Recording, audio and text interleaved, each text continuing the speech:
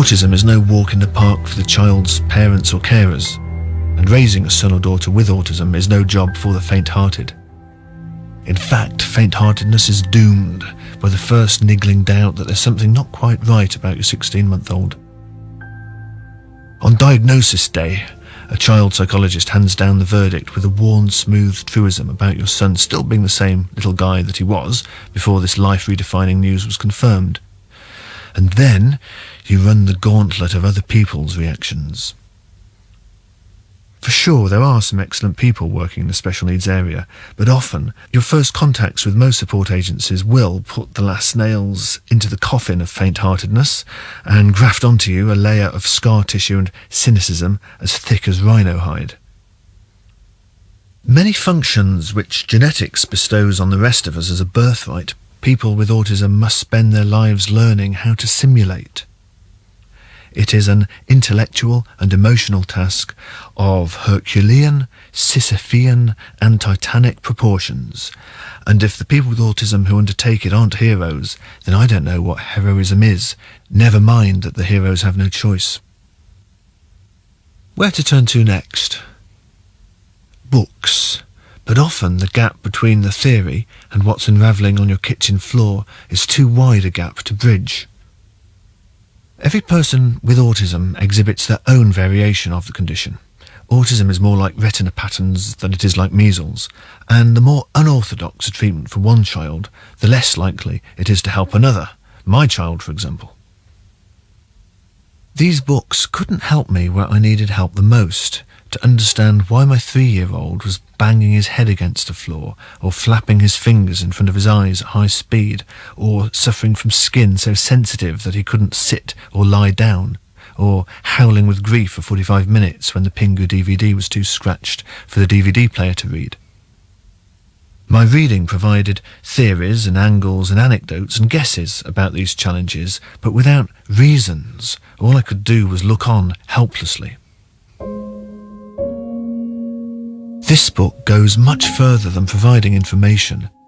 It offers a proof that locked inside the helpless-seeming autistic body is a mind as curious and subtle and complex as yours, as mine, as anyone else's.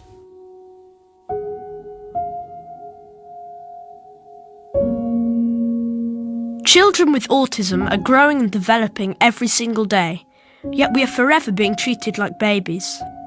I guess this is because we seem to act younger than our true age, but whenever anyone treats me as if I'm still a toddler, it really upsets me. I don't know whether people think I'll understand baby language better, or whether they think I just prefer being spoken to in that way. I'm not asking you to deliberately use difficult language when you talk to people with autism, just that you treat us as we are according to our age. Every single time I'm talked down to, I end up feeling utterly miserable, as if I'm being given zero chance of a decent future. True compassion is about not bruising the other person's self-respect. That's what I think, anyway. Why do you get panic attacks and meltdowns? I don't know if you can understand this one. One of the biggest misunderstandings you have about us is your belief that our feelings aren't as subtle and complex as yours. Because how we behave can appear so childish in your eyes, you tend to assume that we're childish on the inside too. But of course, we experience the same emotions that you do. And because people with autism aren't skillful talkers, we may in fact be even more sensitive than you are. Stuck here inside these unresponsive bodies of ours with feelings we can't properly express, it's always a struggle just to survive. And it's this feeling of helplessness which sometimes drives us half crazy and brings on a panic attack or a meltdown. When this is happening to us, please just let us cry or yell and get it all out.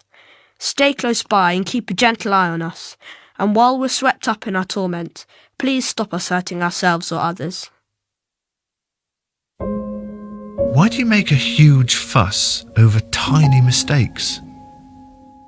When I see I've made a mistake, my mind shuts down. I cry, I scream, I make a huge fuss, and I just can't think straight about anything anymore.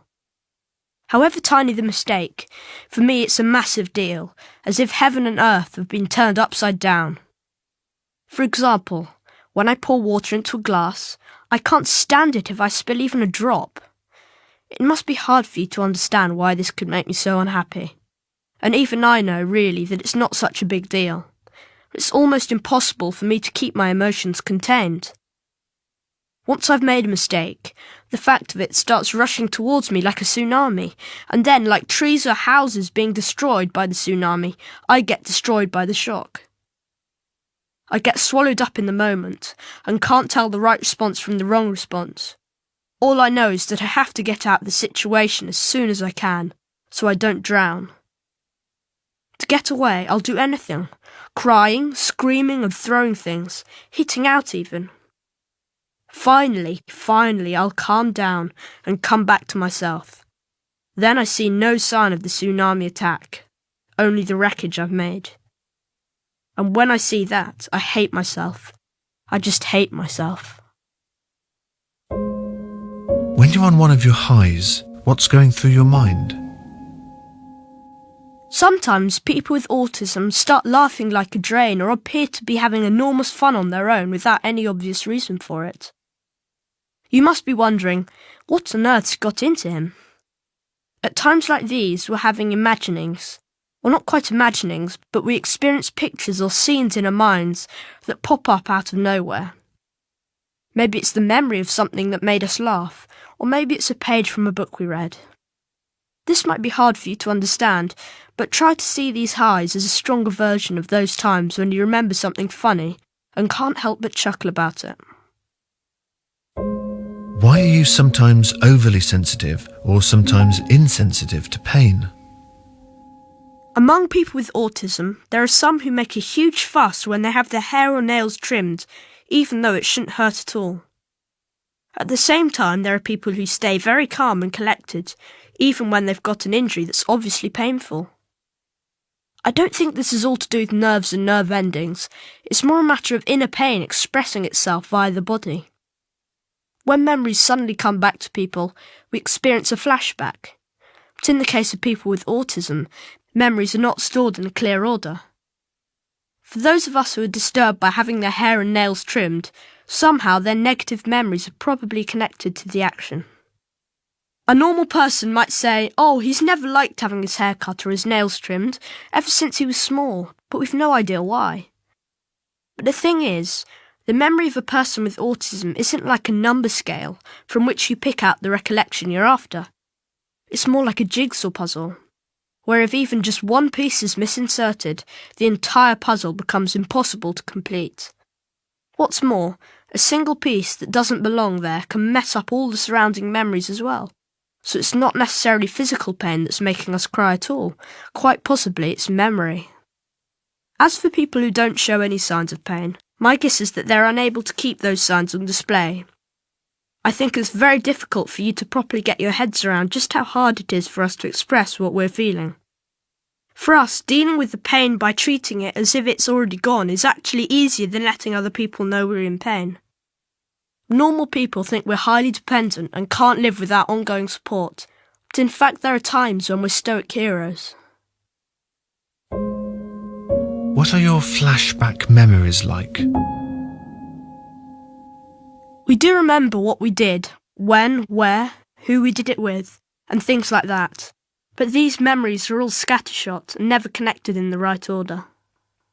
The trouble with scattered memories is that sometimes they replay themselves in my head, as if they had only just taken place.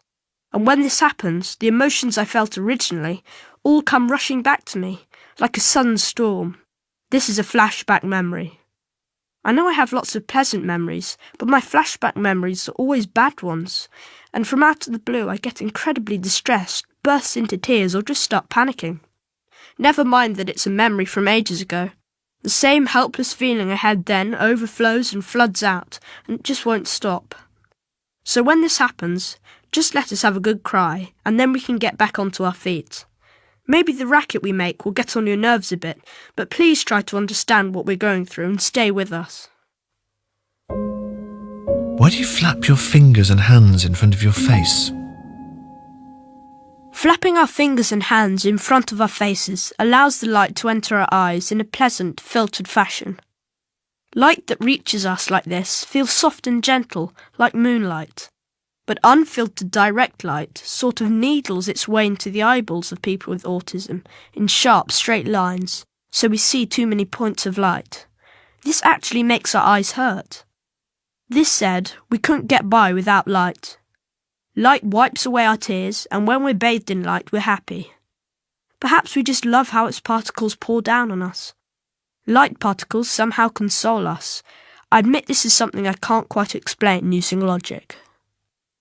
Why do you speak in that peculiar way? Sometimes people with autism speak with a strange intonation or use language in a different way. Non-autistic people can sort out what they want to say in real time while they're having their conversation. But in our case, the words we want to say and the words we can say don't always match that well, which is why our speech can sound a bit odd, I guess. When there's a gap between what I'm thinking and what I'm saying, it's because the words coming out of my mouth are the only ones I can access at the time.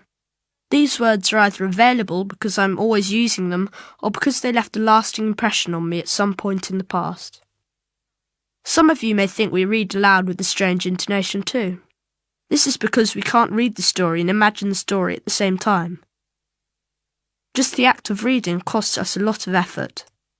Sorting out the words and somehow voicing them is already a very tall order.